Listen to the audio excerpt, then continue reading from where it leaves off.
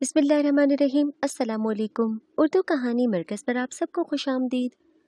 बहनोई फौत हुआ तो मैं खड़ियाँ वाला अपनी बहन के घर रहने चली गई। गर्मियों के दिन थे, सारा दिन मेहमानों को पानी पिलाते थक गई। घर की सारी जिम्मेदारी मुझ पर थी। रात हुई तो थकन से चूर बहनोई के बेड पर जाकर लेट गई। थोड़ी देर बाद अचानक से मेरी आंख खुली तो होश उड़ गए। मेरा बहनोई मेरे ऊपर। मैं सुबह उठी ही थी कि जब एक ऐसी खबर मुझे सुनने को मिल गई कि मैं चकरा कर ही रह गई। मेरे मोबाइल पर मुसलसल बेल हो रही थी और मैं अपने शौहर के लिए नाश्ता बना रही थी। किचन में मसरूफ थी कि जब मेरे शौहर जवाद ने मेरा फ़ोन लाकर मुझे दिया और कहने लगे, लो पकड़ो, बात करो अपनी बड़ी बहन से। एक तो तुम्हारी बहनों को चैन नहीं है, कम से कम अपने शौहरों को तो काम पर जाने दिया करें।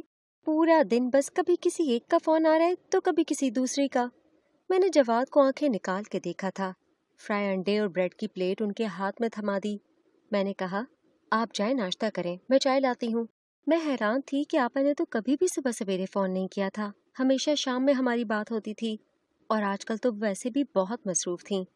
कलीम भाई की तबीयत कुछ ठीक नहीं थी, उनकी तीमारदारी में ही लगी हुई थीं। काफ़ी दिन से आपस से मेरी बात भी नहीं हुई थी। मैंने फ़ोन उठाया और कान पर लगाया। मैंने कहा, जी आपा। मेरा ये कहना था कि मुझे आगे से सिसकियों की और रोने की आवाज़ें आ रही थीं। आपा बेतहाशा रो रही थीं। मेरा तो दिल ही घबराने लगा। मुझे लगा कि शायद करीम भाई की वजह से परेशान है, दिल बर्दाश्ता होकर रो रही हैं। लेकिन मैं नहीं जानती थी कि मेरी बहन के ऊपर कौन सी कयामत टूट पड़ी है। वो रोते हुए कहने लगीं कि साजदा, कलीम मुझे अकेला छोड़कर चले गए। ये कहकर वो फूट फूट कर रोने लगीं और मुझे लगा कि मेरा दिमाग चकरा सा गया हो। मोबाइल मेरे हाथ से गिरते गिरते बचा था। दिल जैसे धड़कना भूल गया था। मेरी बहन अभी जवान थी, बच्चे भी उसके छोटे थे और बहनोई भी ज्यादा उम्र के न थे। मैंने मोबाइल फोन बंद किया और भागते हुए बाहर निकली। सामने लाउंज में मेरा शौहर टेबल पर बैठा नाश्ता कर रहा था। मुझे यूं बदहवास देखा तो कहने लगा, क्या हुआ? मेरी आंखों से आंसू जारी थे और मेरे हलक से यूं लग रहा था कि जैसे आवाज गुम हो चुकी हो। रोते रोते मैंने न जाने कैसे उन्हें बताया। ये सुनकर तो वो भी परेशान हो गए। मुझे अपने साथ लगाया और हौसला देने लगे कि अल्लाह की यही मर्जी थी। मैंने कहा, जवाद, मुझे अभी के अभी खड़ियाँ वाला जाना है। कहने लगे, हाँ ठीक है, तुम अपने कपड़े पैक कर लो और मैं तो कहता हूँ कि 15-20 दिन अपनी बहन की तरफ ही रह लो ताकि उन्हें तसल्ली दो, हौसला दो। मैं रोई जा रही थी और साथ में अपने कपड़े पैक करने लगी। जवाद ने कहा कि अगर तुम यूं रोगी तो तुम्हारी बहन को कौन तसल्ली देगा? मैंने कहा, मेरे भांजे भांजियां छोटी सी उम्र में यतीम हो गए हैं, मैं कैसे सब्र करूं? जवाद, ये कोई छोटी बात तो नहीं है, मेरी बहन का क्या बनेगा? ऐसे सारी उम्र वो कैसे काटेगी? मुझे तो एक पल के लिए भी सब्र नहीं आ रहा था। एक के बाद एक ख्याल जब भी मेरे दिल से गुजरता, मेरा दिल फटने लगता। बहरहाल बस का पूरा सफर मैंने यूं रोते हुए गुजारा था और जवाद मुझे तसल्लियां देते रहे।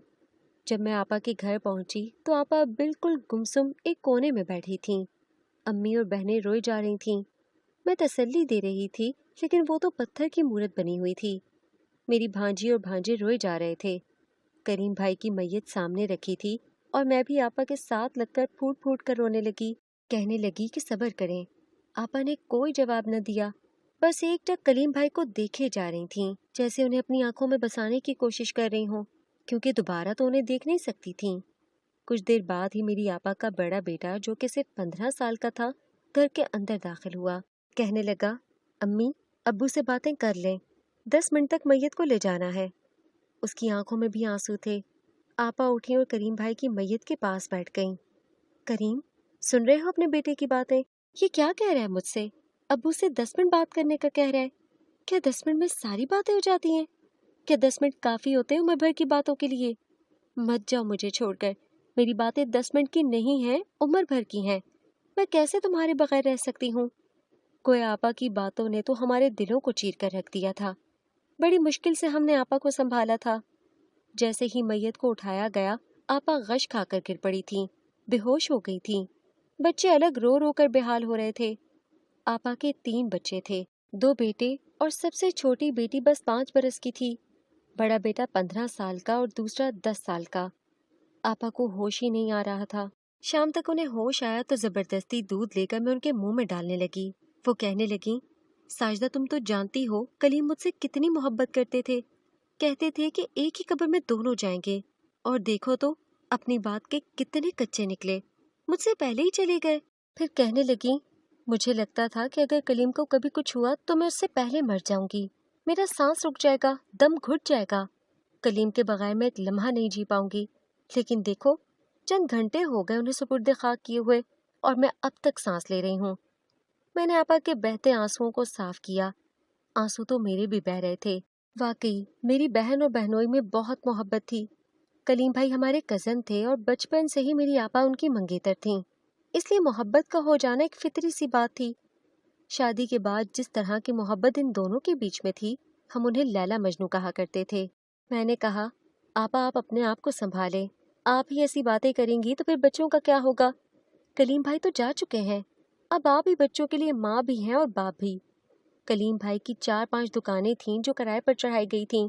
अब वो किराया इतना था कि घर का खर्चा बआसानी से चल सकता था। मेरी वालदा बहुत ज़ईफ थीं और ये गम भी बहुत बड़ा था, इसलिए मुझसे कहने लगीं कि मैं तो सफ़िया के पास ज़्यादा दिन नहीं गुजार सकती। उसे यूँ रोता देखती हूँ तो मेरा कलेजा फटने को आता है। मैंने कहा कि आप बेफिक्र होकर घर जाएं, मैं यहीं हूँ, आपा के पास ही रहूंगी। फिर आपा की और मेरी दोस्ती भी बहुत ज़्यादा थी। छोटी बहनें भी शादीशुदा थीं, लेकिन आपा से दुख सुख का रिश्ता मेरा ही था। मैं आपा के पास ही रुक गई, भांजी को भी संभालती और आपा को भी। भांजा समझदार था, जल्द ही उसने खुद को संभाल लिया था। अपनी माँ को बहुत तसल्ली देता था। वो 10वीं जमात का तालिब इल्म था। बहरहाल नया नया गम था और कलीम भाई का मिजाज भी बहुत अच्छा था। मोहल्लेदारों में से हर एक से उनके ताल्लुकात बहुत अच्छे थे, इसलिए लोगों का तांता बंधा होता था। रोजाना सुबह होती तो कोई न कोई अफसोस के लिए चला आता। आपा से कहता कि तुम्हारा शौहर तो बहुत ही नेक था, हमारे घर की छत गिर गई थी तो उसी ने बनवा कर दी थी। कोई कहता कि मेरी बेटी की शादी थी तो चुपचाप मेरे हाथों में लाखों रुपए रख दिए थे। जन्नती शख्स था, लोगों से मोहब्बत करता था, इसलिए अल्लाह को भी प्यारा लगा और इसीलिए जल्दी ही चला गया। जब भी कोई आता तो आपा कहती कि साजदा, आज तक कलीम ने किसी को भी बिना नाश्ता पानी के नहीं भेजा। तुम्हें जहमत तो होगी, लेकिन जो भी मेहमान आए शरबत पानी चाय कुछ न कुछ जरूर बना कर देना। आज तक कभी ऐसा नहीं हुआ कि कोई हमारे घर आया हो और वो प्यासा या भूखा चला जाए। कलीम तो इस बात पर मुझसे लड़ने झगड़ने लगते थे। वैसे तो उन्होंने कभी मुझे कुछ नहीं कहा, लेकिन कहने लगते कि कभी कोई मेरे घर आए और प्यासा या भूखा चला जाए तो मैं अल्लाह को क्या जवाब दूंगा। मैंने कहा, ये भी कोई कहने की बात है आपा? जाहिर सी बात है, कलीम भाई थे ही इतने अच्छे। आप बेफिक्र रहें, जब भी कोई आएगा शरबत पानी चाय का इंतजाम मैं खुद कर दूंगी, और खाने का वक्त हुआ तो खाना भी खिलाकर भेजूंगी। क्योंकि आपा को लोगों के पास बैठना पड़ता था, इसलिए मेरी ड्यूटी जरा बढ़ गई थी। एक के बाद एक मेहमान अफसोस के लिए आता और मैं शरबत पानी बना बना कर रात तक नढाल सी हो जाती थी। फिर आपा हर बार रोने लगती, उनका गम ताज़ा हो जाता और मैं उन्हें तसल्लियाँ देती, अपने साथ लगाती, हौसला देती। रात को मुझसे कहने लगी कि तुम हो तो मुझे बड़ी ढारस है तुम्हारे होने से। सोचती हूँ कि जब तुम चली जाओगी तो मैं क्या करूँगी। मैंने कहा, माशाल्लाह से अल्लाह ने आपको 2 बेटों से नवाजा है, छोटी बेटी भी है, अपने बच्चों से दिल लगाएं आपा, मैं कब तक रह सकती हूँ। कहने लगी, हाँ कह तो तुम ठीक रही हो। अभी मैं आपस से बातें कर ही रही थी कि रात के 12 बज गए थे। अचानक से कुछ और लोग मिलने आ गए। मैंने घड़ी देखी तो दिल में सोचा, लोगों को भी चैन नहीं है, मुंह उठाते हैं और आ जाते हैं। 12 बज रहे हैं, आपा को भी आराम की जरूरत है। बहरहाल आपा भी कलीम भाई के साथ रह रहकर उन जैसी हो गई थीं। कहने लगी, मैं उनसे मिल लेती हूँ, तुम बस शरबत ही बना कर ले आना और फिर तुम सो जाना। मैं थकन से बहुत ज्यादा चूर हो चुकी थी। मैंने शरबत बनाया, मेहमानों के सामने रखा और दोबारा आपा के कमरे में आ गई।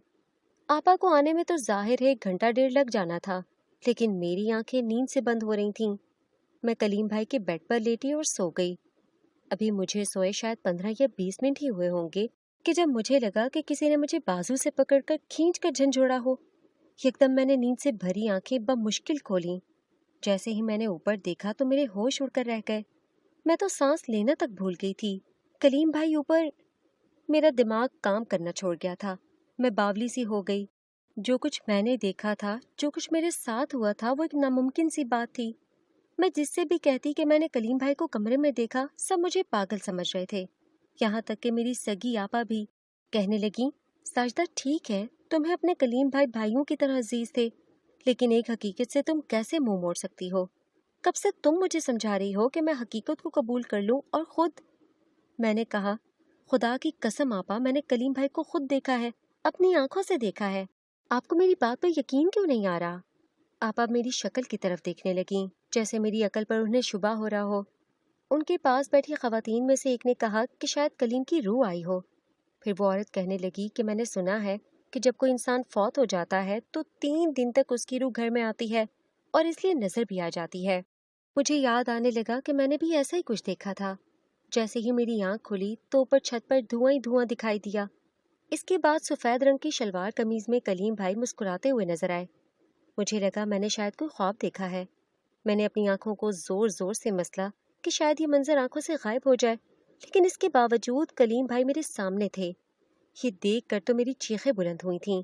میں نے آنکھیں زور سے میچ لی اور چلانا شروع کر دیا۔ آپا اور جو مہمان آپس سے ملنے آئے تھے وہ بھی کمرے میں داخل ہو گئے۔ میں چیخیں چلائی جا رہی تھی جب آپا نے مجھے کندھے سے ہلایا۔ مجھے لگا شاید مجھے دوبارہ سے کلیم بھائی نے بازو سے پکڑ کر جھنجھوڑا ہے۔ میں جھٹ سے گھبرا کر پیچھے ہٹی اور چیختے ہوئے میں نے آنکھیں کھولیں، لیکن میرے سامنے آپا تھیں۔ آپا کو دیکھ کر میرا رکا ہوا سانس بحال ہوا تھا۔ میں نے کہا، آپا، کلیم بھائی۔ یہ کہہ کر میں نے بنا دیکھے چھت کی طرف اشارہ کیا۔ آپا نے نافہمی سے چھت کی طرف دیکھا، کہنے لگیں، کیا ہوا ہے تمہیں؟ کوئی خواب دیکھا ہے؟ میں نے نفی میں سر ہلایا۔ میرا پورا وجود پسینے سے شرابور ہو چکا تھا۔ میرا تنفس بری طرح سے تیز چل رہا تھا۔ میں سانس لیتے ہوئے ہانپ رہی تھی۔ میرے منہ سے الفاظ تک صحیح طرح سے ادا نہیں ہو رہے تھے۔ میں نے کہا، نہیں آپا، خواب نہیں، میں نے سچ مچ کلیم بھائی کو دیکھا ہے۔ میری بات سن کر آپا کہنے لگیں کہ نہیں، تم نے کوئی خواب دیکھا ہوگا۔ میں روتے ہوئے کہنے لگی کہ آپ کو میری بات کا یقین کیوں نہیں ہے؟ میں سچ کہہ رہی ہوں، میں نے کلیم بھائی کو سچ مچ دیکھا ہے۔ لیکن آپا میری بات کو جھوٹ سمجھ رہی تھیں۔ ان کے ساتھ آئے ہوئے مہمان بھی یہی کہنے لگے کہ تم نے خواب دیکھا ہوگا، تم ڈر گئی ہو اور کوئی بات نہیں۔ رات بھر میں آپا کو ایک ہی بات کا یقین دلا رہی تھی۔ خوف کے مارے مجھے پوری رات نیند نہیں آئی۔ اگلی صبح بھی بہت سی خواتین آپا سے ملنے آئیں اور میں یہی بات ان سے کہہ رہی تھی کہ میں نے خود اپنی آنکھوں سے کلیم بھائی کو دیکھا ہے۔ میری والدہ، میری بہنیں بھی آپا کے بلانے پر آ گئی تھیں۔ آپا کہنے لگیں کہ نہ جانے سے کیا ہو گیا ہے، دیوانوں جیسی باتیں کر رہی ہے۔ ایک فون جواد کو بھی جا چکا تھا اور وہ بھی بڑے پریشانی کے عالم میں گھر میں داخل ہوئے تھے۔ میں ان کے ساتھ لگ کر رونے لگی۔ میں نے کہا کہ کوئی بھی میری بات کا اعتبار نہیں کر رہا۔ جواد، میں سچ کہہ رہی ہوں، میں نے کلیم بھائی کو خود اپنی آنکھوں سے دیکھا ہے۔